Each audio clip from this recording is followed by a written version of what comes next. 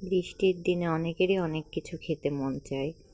কেউ গরুর মাংসের ভুনা আর সঙ্গে খিচুড়ি, কেউ মুরগির মাংস, খিচুড়ি।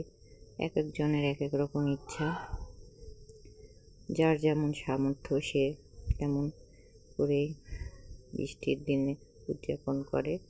আমার মেয়ের ইচ্ছা হয়েছে পিঠা খাওয়ার, পাটিসাপটা। তো অনেক দিন ধরেই বলছিল যে পাটিসাপটা করে দিও আম্মু। তো আমি আজকে বৃষ্টির দিন, ঠান্ডা যেহেতু, তাই পাটিসাপটা করে ফেললাম। আসসালামু আলাইকুম বন্ধুরা। মানুষ বলে কথা, অনেক কিছুই আবেগ, অনুভূতি, চাওয়া পাওয়া না পাওয়া সব কিছুই থাকে। আর করার মতো ক্ষমতাও আল্লাহ পাক মানুষকে দিয়েছে। আসলে আমরা কত সহজেই আমাদের যা ইচ্ছা অনিচ্ছা প্রকাশ করছি, করার চেষ্টা করছি।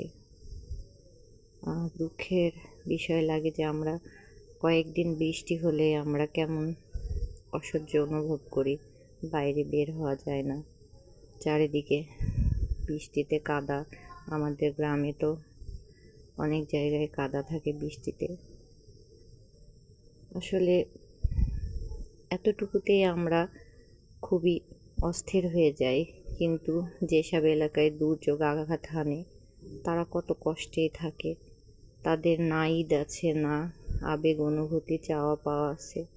তাদের জীবনের সঙ্গে যুদ্ধ প্রতিনিয়তই করতে হয়।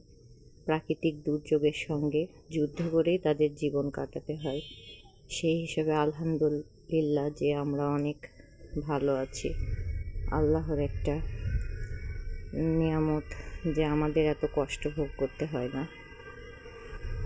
তাই আমাদের সবারই আল্লাহর কাছে শুকরিয়া আদায় করা উচিত এবং তাদের জন্য দোয়া করা উচিত, দোয়া কামনা যেন তারা ভালো থাকে, আল্লাহ তাদের হেফাজত করে।